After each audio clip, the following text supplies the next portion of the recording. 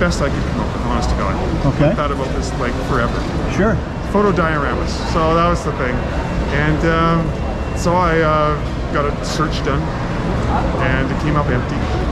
There was a guy in Italy in 1970, the early 70s, that invented the same sort of thing, but he used paper. Okay. He printed on card, and he arranged it into, he would cut around the shapes, and he was doing cities in Italy, like, yeah, cities in Italy. And he'd create like the city in layers, cut out the buildings to create the city in three-dimensional scenes. Yeah. But he used paper on it. And so I wanted to use plastic. I thought like cheap, like clear plastic, so that you could have elements floating in space, right? Right. That would be the way to go. Right. And so that's what I wanted to do. And so I based my invention on using transparent materials. And the thing about printing, it wasn't really possible to print on clear materials back in 1972.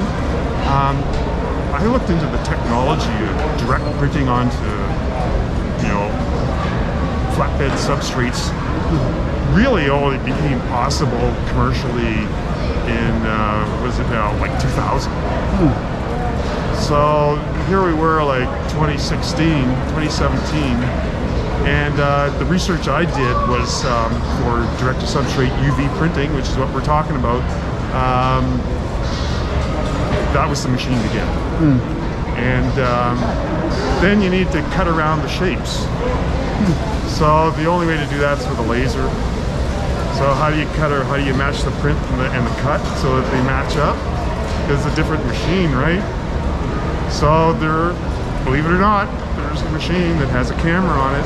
And if you print dots, it'll see the dots and it'll cut out whatever shape you want. Wow.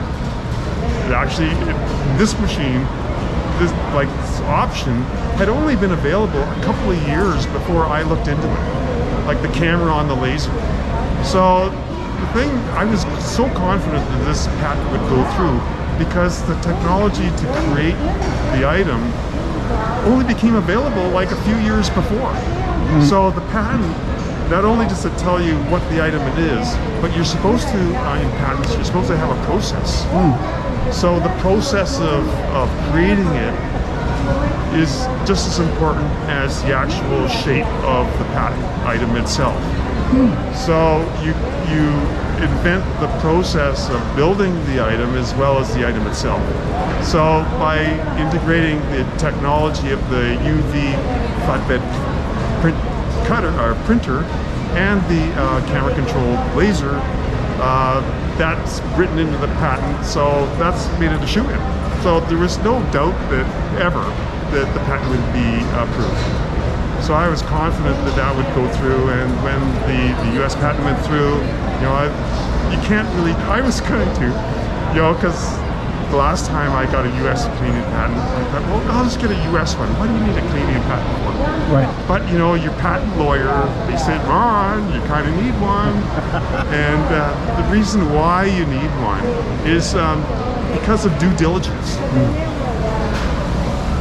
Patents are all about whether you've done everything you can to have an original idea. And minimal plagiarism. Yeah. So part of the process is this what resulted? Well, that was first, when I first tried it, I tried to do it without machines. I tried to do it with decals. Right. So I got a decal maker.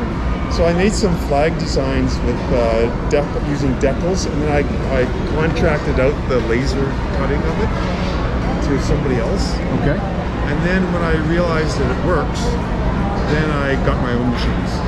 And that's your manufacturing for this company. This company functions off of your patent with this fairly leading edge machinery, camera, cutting and all. And you custom design each of these, or you have a catalog that you work off of? One of the tricky parts about this is displays require art. Okay. Where do you get the art? Right. Art's not cheap. Right. I had a professional artist commissioned to make those. Okay. So they cost me about $300 US each Wow. for the designs. Wow. So I had 4 of them made. So I have 4 of 4 those. designs. 4 designs. These are 2 of them.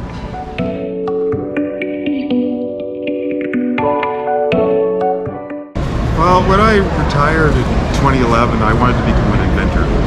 And I had an idea in mind. And work together with good people, just like I like to do.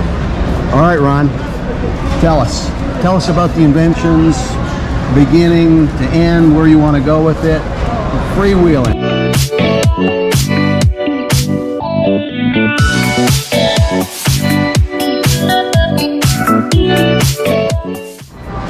Hey, this has been fantastic. Inventor Ron, I really appreciate your time.